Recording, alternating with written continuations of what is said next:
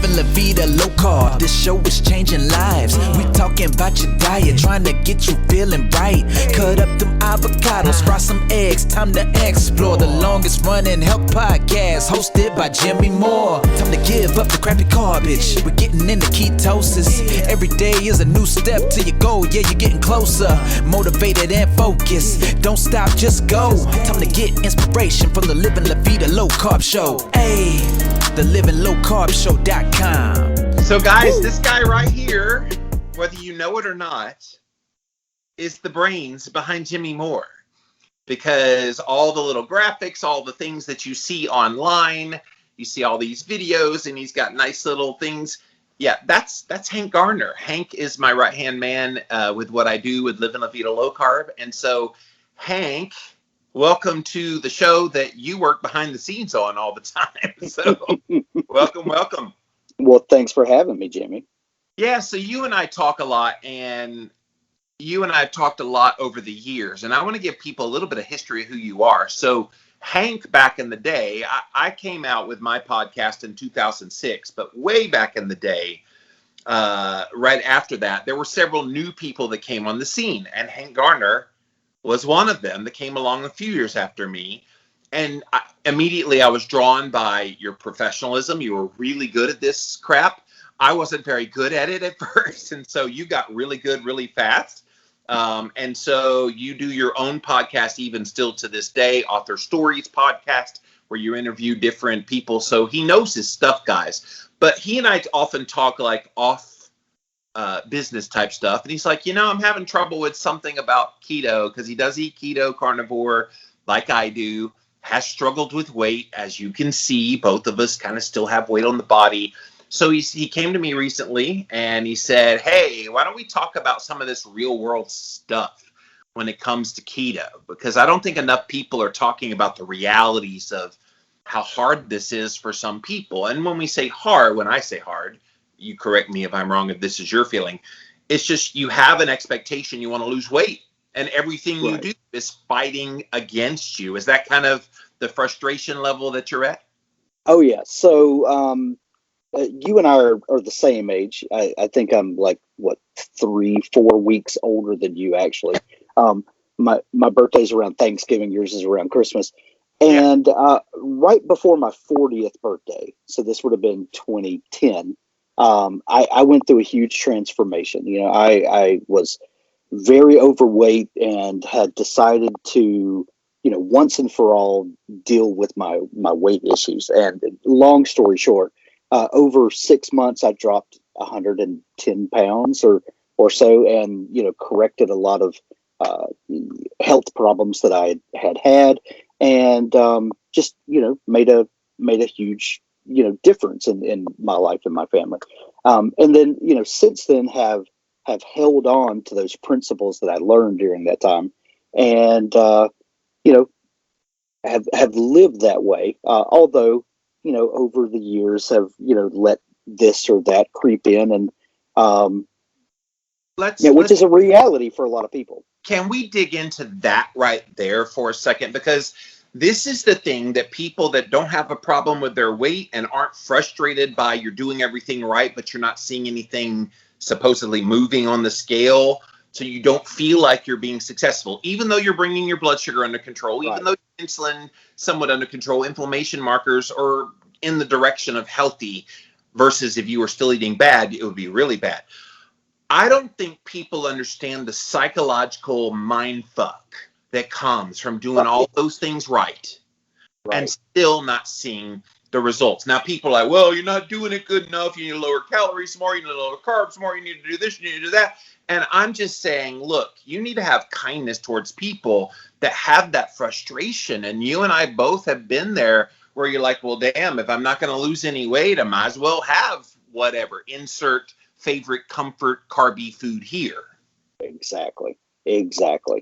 And it's hard not to get in that mentality. And, I've fought it hard. Like, well, number one, I'm a public figure in this space. So I really try to live this lifestyle. And I do. Like 99.999% of the time, I am hardcore keto carnivore, which has been what I've been the last 3.5 years.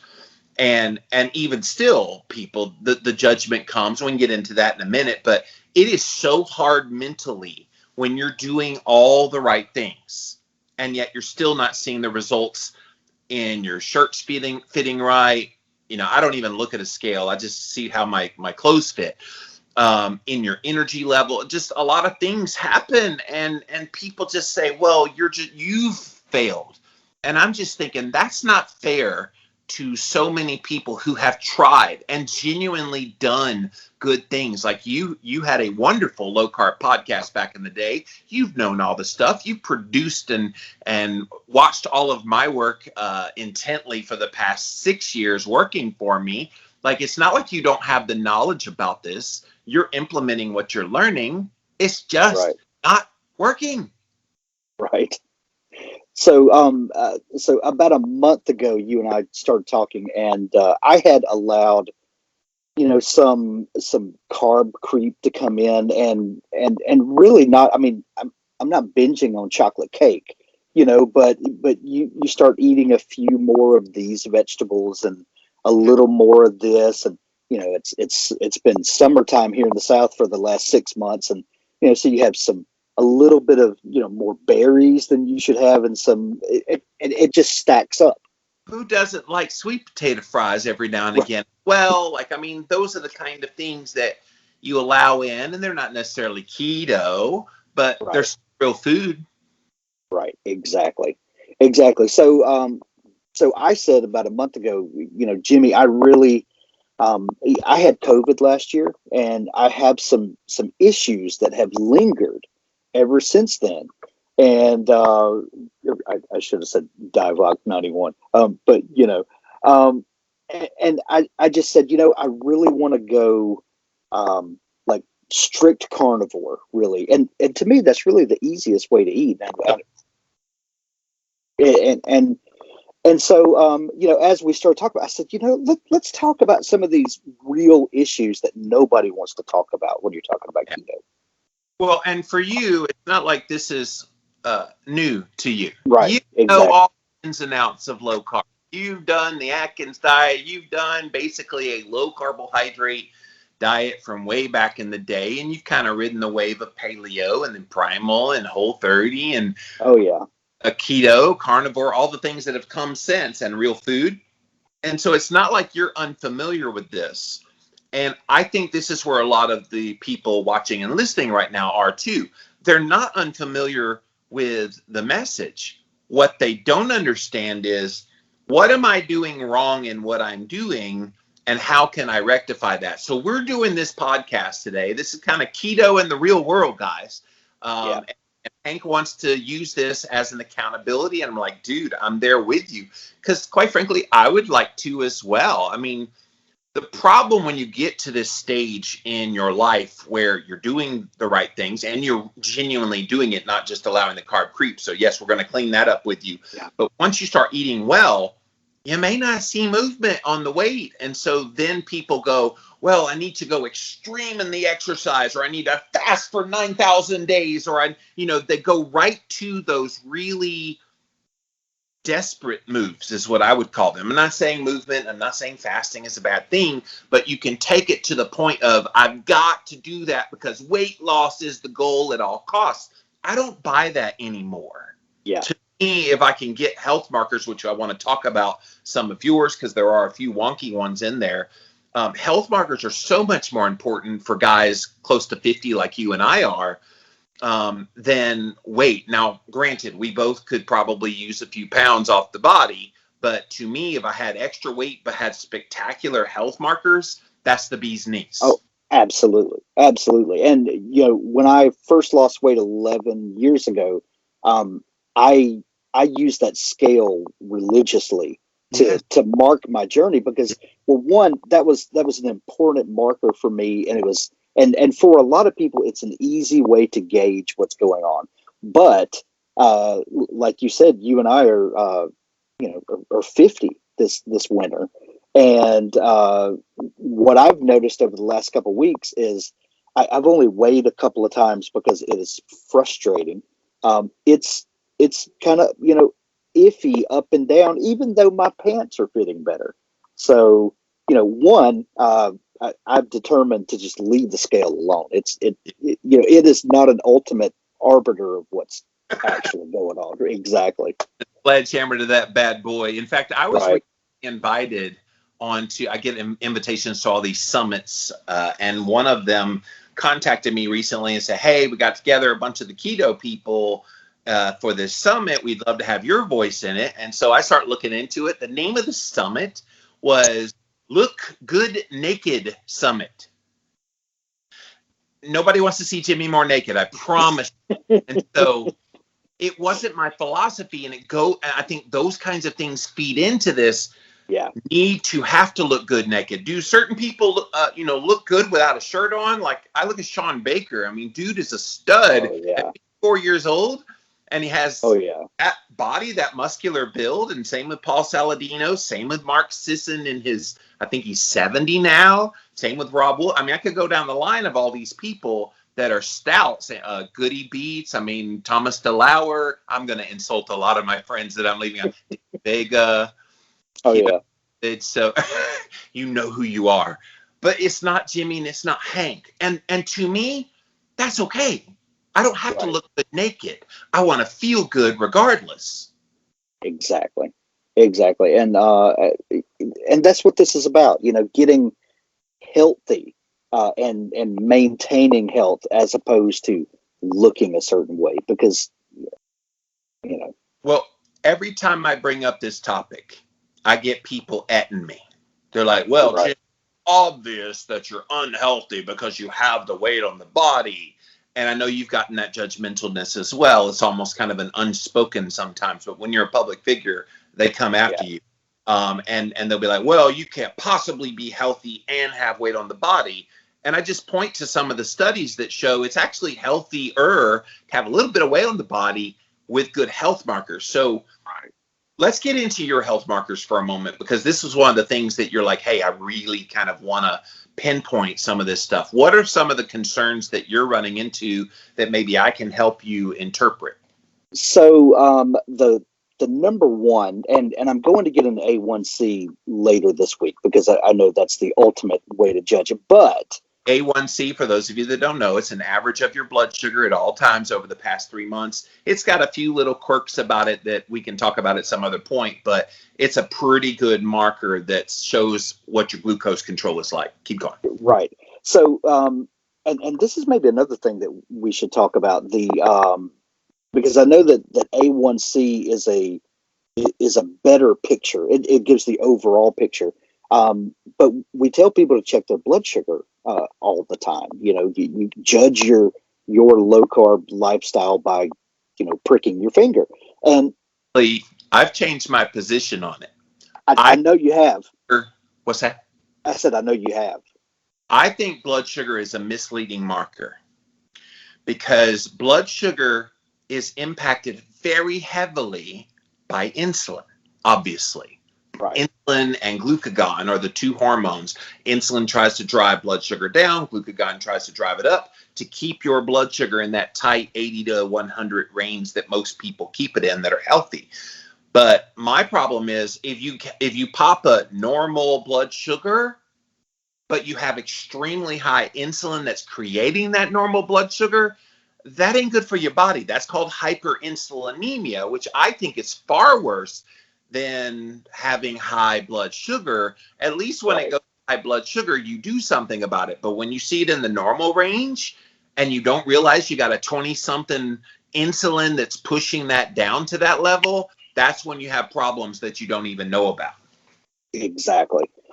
So my fasting blood sugars have been just crazy high, like 130 to 150 in the morning when I wake up. And then I typically fast through breakfast and we'll have lunch 12, 1 o'clock, thereabouts. And when I do eat, it comes on down. Are you hungry at all when you wake up and you have that 130, 150, whatever? Never. Are you hungry at all? Never. So that's that's a really high, if it's the dawn phenomena thing, that's a really high fasting Right. blood sugar in the morning. Now, I have seen people pop a 120, 130 with dawn phenomena.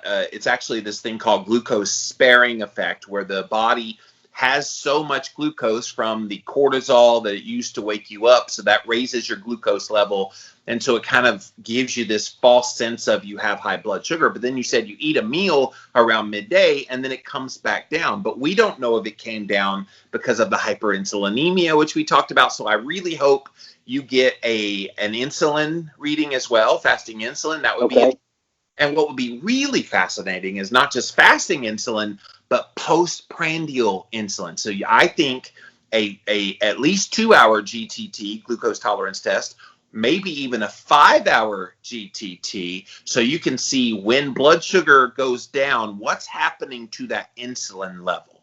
So that might be a little hard to tease out, because most doctors want to give you that big bolus of glucose. I don't want you to eat that. I want you to eat your normal keto meal, and then as that blood sugar comes down, what's happening to the insulin at the same time. That would be fascinating to know. Until we have an at-home meter, we can prick our finger and do all that with insulin. We just don't know, and we're at the mercy of doctors to run this. I know for years you've said if an at-home insulin test were to come to market, you would be one of the first investors. Oh my gosh.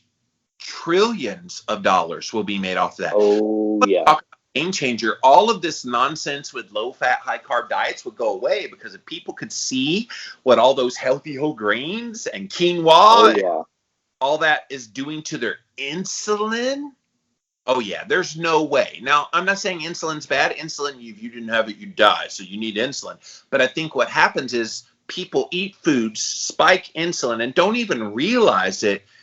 And you don't feel it. It's not like you have pain associated with high insulin levels, but then you see a blood sugar in the normal range. Oh, everything's fine. And you're just having this progressively higher. And especially if you're eating foods that are exacerbating blood sugar, which then the insulin has to pump out even more. And then you're becoming insulin resistant, which then makes it even more. And before long, you're type 2 diabetic. Have you ever been diagnosed with type 2 diabetes? No. I was diagnosed with pre-diabetes years ago, but then it all came back into normal range. So let's define terms for people. So when you have an A1C level over 6.5, that is clinically type 2 diabetes. I think they may have even raised it to 7. They're trying to make it seem softer. No.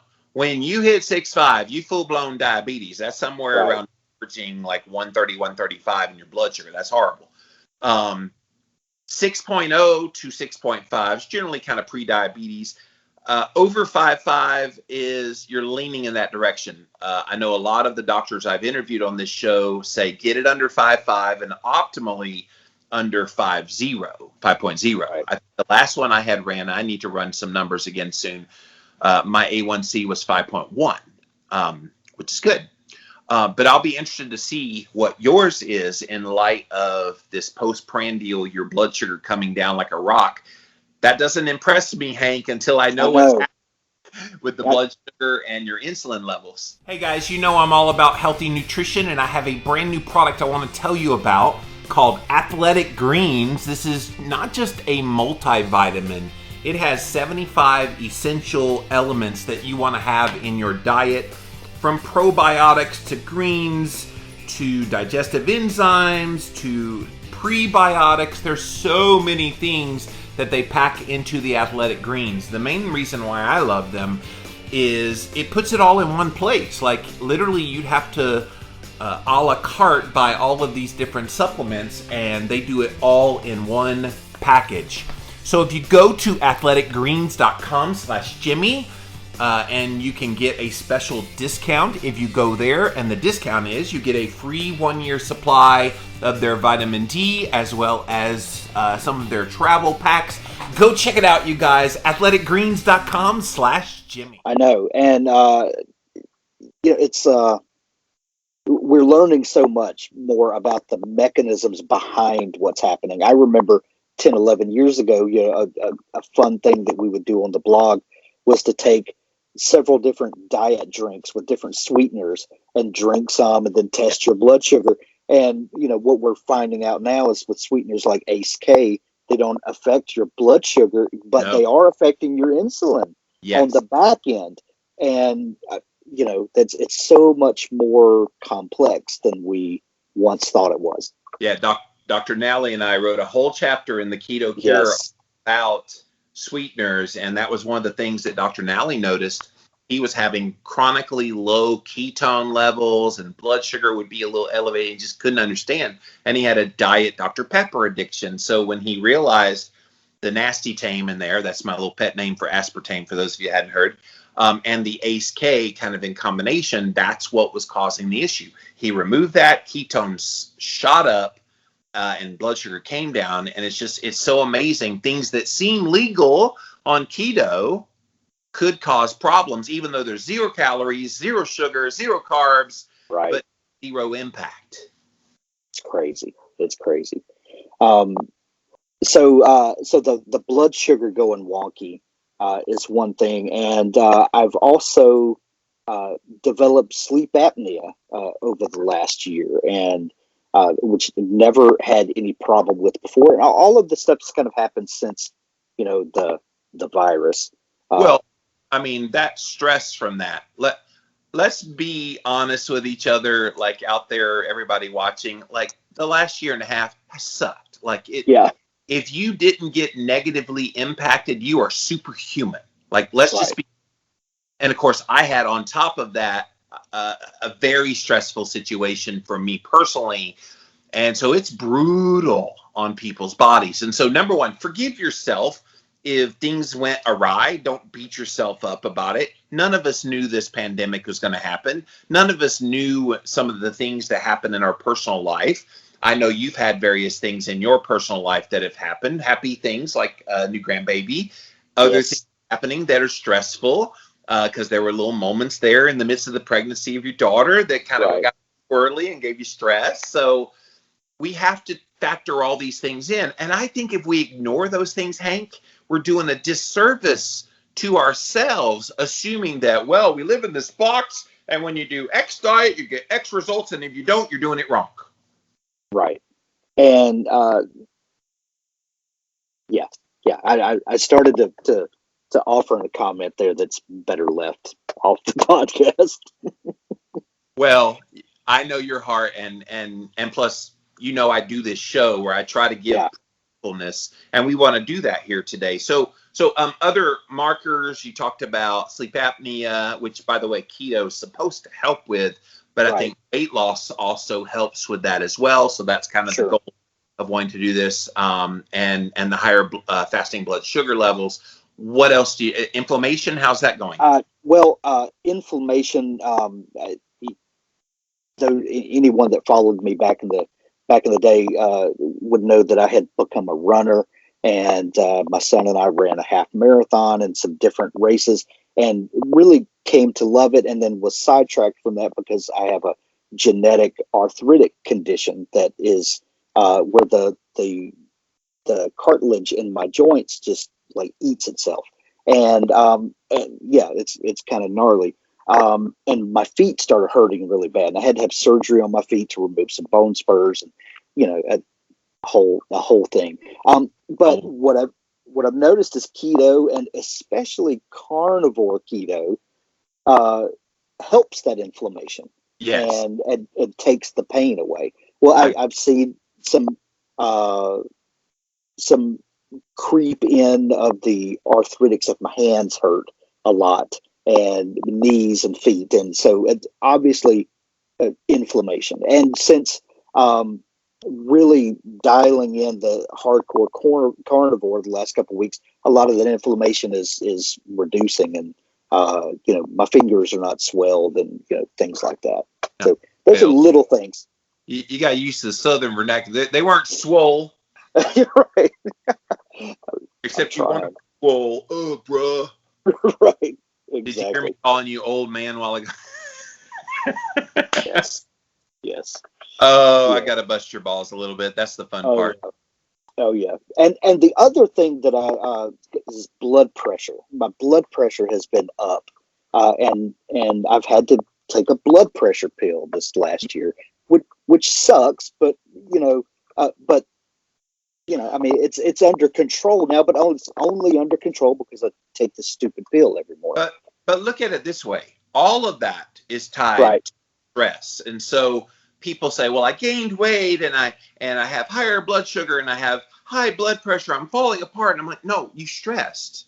Right. So I think one of the things that's going to help you a lot, and you and I haven't talked about this off the air, but I think if you don't have some kind of relaxation routine, I love getting up in the morning. What's the first thing I do? I pop in the hot tub. Now, I realize not everybody has one or access to one, but that's my kind of respite.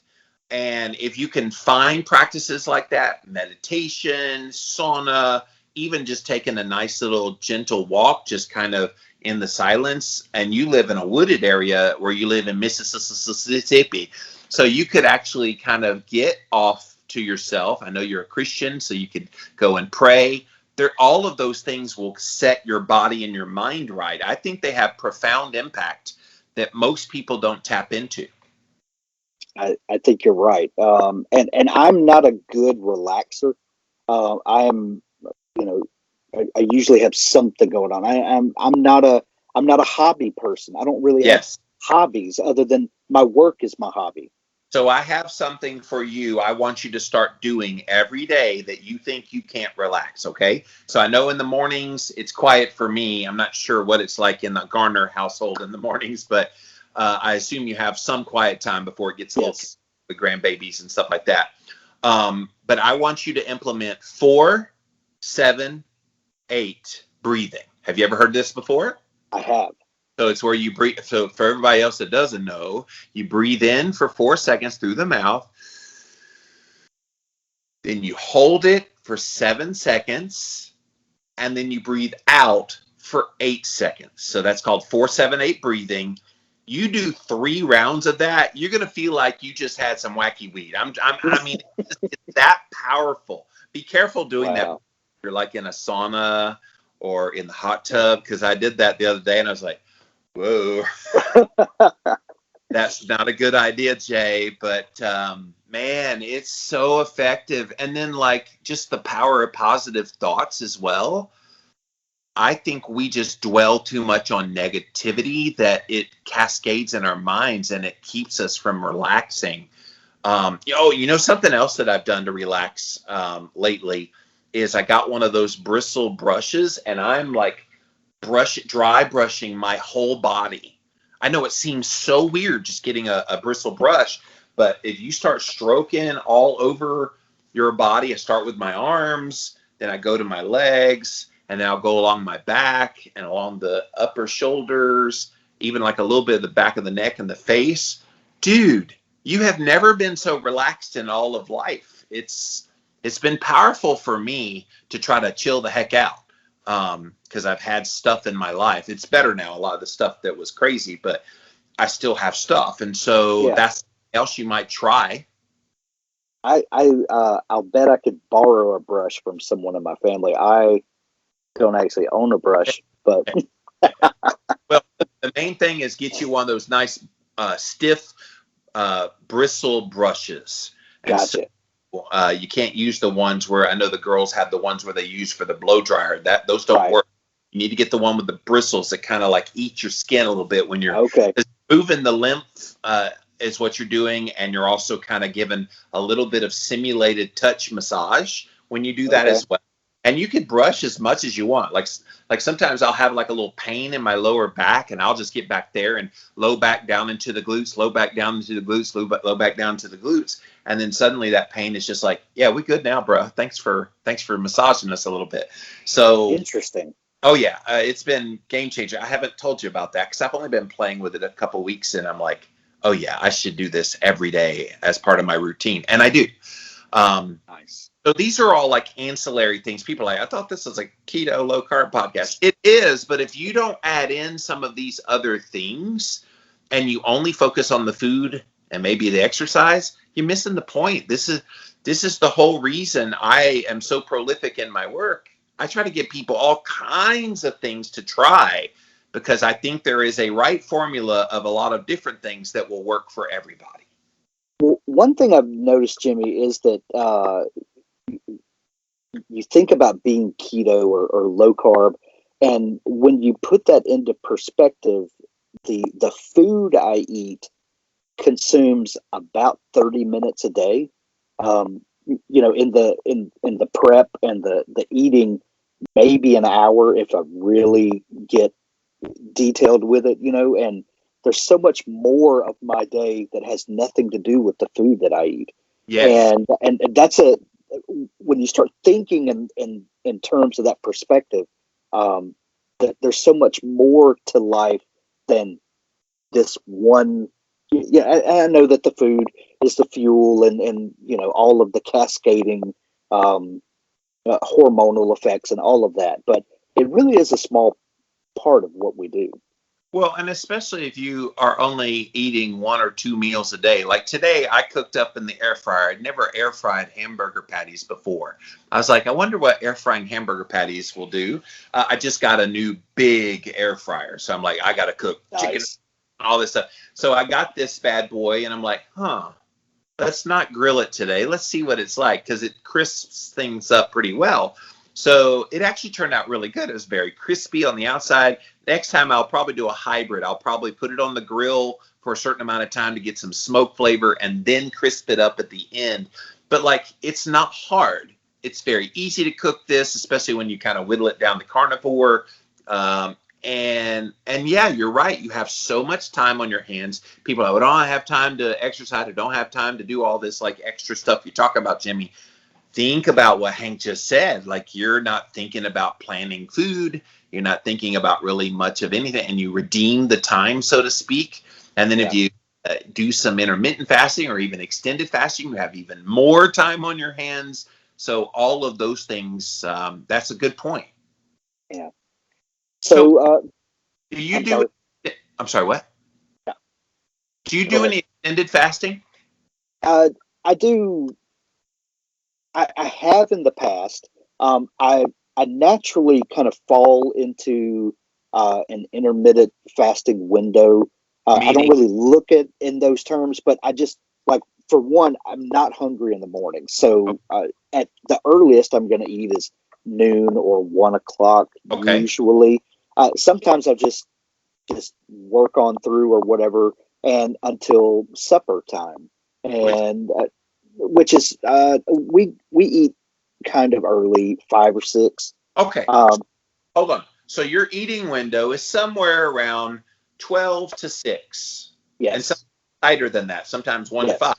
So that's great. That's a really good 18-6 or 20-4 intermittent. Right. That's actually very good. And you feel good doing that? I feel great. I actually feel we're getting the benefits of ketosis, even if the weight's not coming off the body, as long as you're not hungry, as long as you're not snacking in between, which you're not, as long as you feel the effects of the ketones, which again, the fasting helps boost that as well. It's kind of it builds into it. The foods you eat give you the satiation because of the fat and protein. And then as you get satiated and you keep going fasting, the fasting actually boosts ketones as well, which then dampens down the ghrelin and the hunger hormone. Right. Really not hungry. So it's a fascinating kind of 1-2 punch. Absolutely. That's something that I learned, 10 or 11 years ago, was that I would try to get in enough food during the day. And I learned pretty quickly to listen to my body and don't eat when you're not hungry. That's right. a huge thing that a lot of people just can't comprehend for whatever. I guess we've been programmed, societally that this is when you eat, and it's just. And something else we've been programmed is small meals. Right. My meals, like I said, that hamburger meal was 3 hamburger patties, and I had a little bit of what did I eat with that? Oh, I put a little mustard on the side and a little bit of avocado mayo, and I ate that with it, and it was glorious. That was it. But a lot of people would say, "Oh my gosh, Jimmy, 3 hamburgers! What are you doing? That's a lot of calories." It's like if the calorie Nazis keep coming after me, I'm gonna have to slap one of them because they're getting nauseating. Mind your own business. If I eat those 3 hamburgers, which I did way early in the day today. Right. I still haven't eaten again. What if that's all I eat the whole day? Right. I Well, mean, 100-ish calories, 15, whatever. I hadn't counted the calories, but that amount of calories is sustaining me. That fat and protein is sustaining me. And now I'm getting the benefits of the fasting, and I'm very lucid talking to you. Like, can you say that I'm anything but a healthy person? Right. You'd be lying. 100%. 100%. So that's that. And I just want to fix these things that have creeped up, because I feel good generally. Yes. But and I definitely feel better than that guy 10, 12 years ago who you ate, even the things that have crept in and the little issues that I'm having here or there, I still feel better than I did back then. Oh, absolutely. Because you've been in a better place. You're just, right. You're allowing things to creep in. Can we dig at that scab a little bit? Because I know the temptation that's there. I've had temptation, not given into it that much. I have a few times. I've talked about it, but most of the time I'm pretty damn strict. I don't veer off plan. Can we talk about the mentality? Because a lot of people, this is going to resonate with a lot of people. What makes you drive to do the creep? Is it frustration? Is it hunger? Is it, damn it, I just want it? Like, what are the thoughts? What are the reasons that draw you to do that? I've been thinking about that, Jimmy, and sometimes it's the just wanting to do what everybody else is doing, maybe a celebration. So you give in a little bit, and then everybody knows when you give in a little bit, then you have all the hormonal stuff that happens, and then the desires come back, and the stuff that happens with any addiction, and then you're back to fighting that stuff again.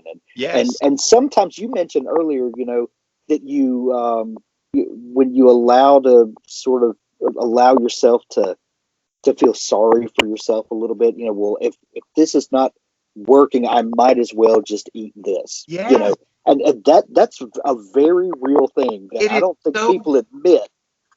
It is so real, Hank. And I wish people that watch people like you and me struggle with our weight would just understand that psychological, right, there's no better way to put it, mind fuck that you have to go through of doing all the right things and then getting ridiculed online. I mean, I've been a public figure 17 years, and so I've gotten a lot of ridicule over the years. And so people just assume, and have assumed for years, oh, Jimmy Moore is stuffing his mouth with donuts. I know you've seen all those comments over the years, because I send to you and go, here's another Hank. But like that kind of thing, it gets to the point where it becomes a self-fulfilling prophecy. Well, people think I'm donuts, I might as well go have donuts, which, by the way, ew, no, I don't think I want a donut. If I'm going to splurge, it's going to be on something a lot better than a donut, I can assure you. Right. Absolutely. The trashy carbs are not an issue for me. Like you said, the fruit, a little extra fruit. I love bananas. Back in the day, I could put down some bananas, and one banana, 29 grams of sugar. And so you kind of go in your head, well, at least it's not a candy bar, even though sugar-wise it's exactly the same as a candy bar. Exactly. But you say, well, I have to peel it. It's a real food. So therefore you kind of play those little mind games. I hope this is resonating, by the way, those of you listening. Right. This is what Hank and I want to do. This is keto in the real world. Let's stop playing games of, okay, go keto and all your weight will come off. I used to get so nauseated. I love him to death, and I think he's a hero in the low carb movement. But Gary Taubes used to piss me off when he did his talks. If you eat low carb, it would lead to effortless weight loss. And I just wanted to go, Gary, this is what I think about effortless weight loss, dude. You're killing me. You guys tried the Paleo Valley beef sticks? These beef sticks are 100% grass-fed and grass-finished. And many of the grass-fed beef sticks on the market today are actually finished with grains. They use beef sourced from small domestic farms in the United States. They only use real organic spices to flavor the beef sticks versus all the conventional spices sprayed with pesticides and other natural flavors from GMO. They also ferment the sticks, which creates naturally occurring probiotics, all great for your gut health. And best of all, they taste amazing. Again, they're Paleo Valley, my favorite beef stick on the market today. Go check them out, you guys. PaleoValley.com. Use the coupon code Jimmy at checkout for 15% off your first order. Paleo Valley beef sticks. Yeah, you're right. And let's, and you mentioned the banana and the natural. Let's not even address all of the family members and all of that you have to deal with that say, well, this is a healthy food. Yes. Why not eat some of that? And oh my God, that's. Yeah. And I mean, in the context of a healthy metabolism, they're right. It's Sure. healthy food. But when you have damaged it, and this is where I wish there was more clarity from medical professionals, nutritional health professionals, even just medical experts that describe the body changes when you expose it to crappy garbage, as I've coined it over the years, for so long. It changes your body. Like, people are like, well, you should be able to eat a healthy, real food and it won't impact you. I'm like, yeah, if you're healthy and you're insulin sensitive. But once your body gets bombarded with glucose, insulin has to respond. Bombarded with glucose, insulin respond. Bombarded with glucose, and finally the insulin's like, dude, bro, you're killing me, man. And it's just like more and more and more and more insulin to keep that tight range of your blood sugar so you stay healthy and upright.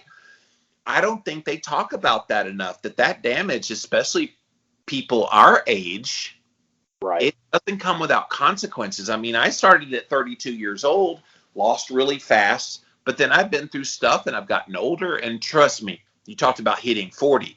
40 was when things started going awry for me. And this is something else that isn't talked about.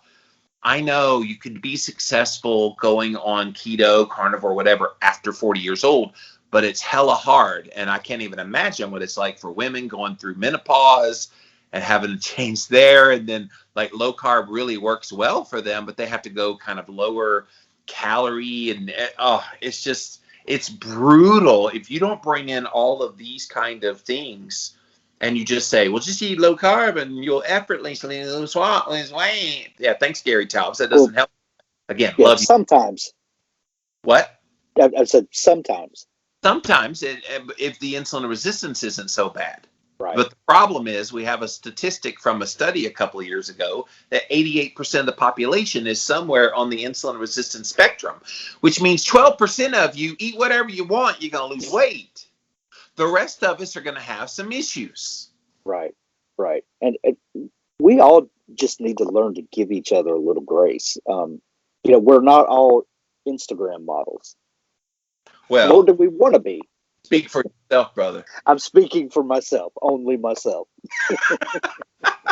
Like I said, nobody wants to see Jimmy Moore look good naked, I promise you. So, yeah, so what we want to do on this show, guys, when I bring on Hank, is address this real world stuff. This is just a little bit of a taste for you here today. We had a whole bunch of notes we wanted to talk about. We're not going to hit any of that stuff because we've been having a conversation. And I don't want this to be formulaic. I mean, I've known Hank for a very long time. He knows me because he's basically my backbone in my business. So he knows all about my philosophy. So this is something that I know you've recommitted yourself to, and I'm joining you in this. I'm going to share knowledge, but I'm also going to try to be pursuing things, and I'll share some things that I've learned, and you'll share things you're learning along the way. I don't really want to kind of do like weight loss update. I think that's a disservice. Yeah. It'll be obvious because we'll be on camera. You can see if we lost weight. I have had people tell me, because some of the stress of my past year and a half has started to alleviate a little bit. People say, you look happier. I can see you're kind of in your face. You seem like you're thinner than you were. and that's cool. If people notice that, that's a subjective marker that, okay, maybe some of the things I'm doing are finally working. So I want to see that from you as well.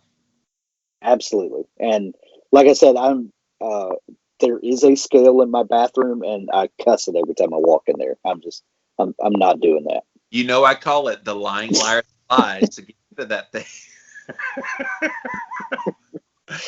Right. Come down to Meridian, Mississippi and kick your ass. Right. So well, yeah. So we're going to check back in. Just wanted to debut this episode today so people can, number one, know who you are, and number two, hold you accountable. So tell them how they can find you on, say, Instagram.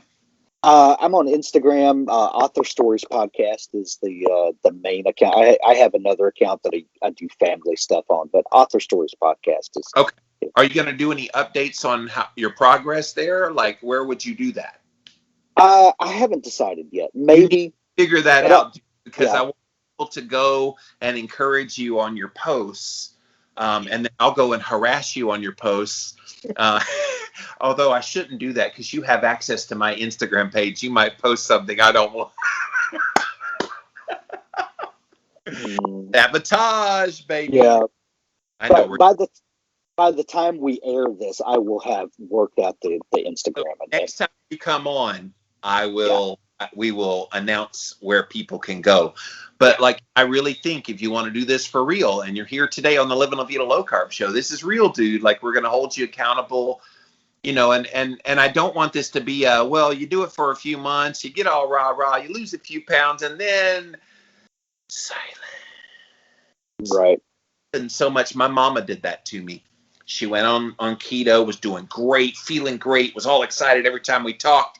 And then suddenly, nothing for months on end. Didn't say a word. I know what that's code for. That's code for. Oh, yeah. And I'm afraid to tell my son, who's a keto guy. Right. One day I said, Mama, are you still keto? This was months after she went quiet on me. She's, oh, no, I'm sorry. I'm like, why are you sorry? You don't have to tell me if you're going keto or not. I just wonder what happened. Well, it just became too much and I gave in, kind of like what Hank was talking about. And it's let's talk about those moments when you want to give in. I'm like, Mama, call me. Right. I wrote the book on keto. Let's talk. Why get to that point where you feel shame? But people do feel shame. And I know you have that right now. Oh, yeah. Yeah. And it's a very real thing. But, accountability helps with that, hopefully.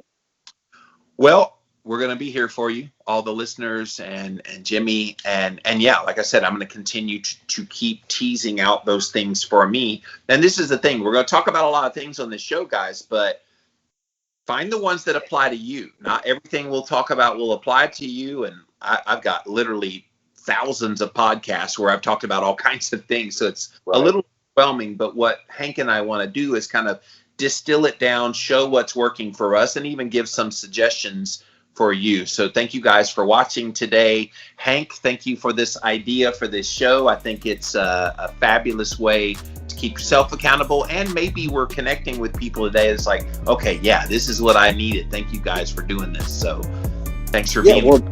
Well, thanks for sharing your platform, and I'm excited to talk about the real.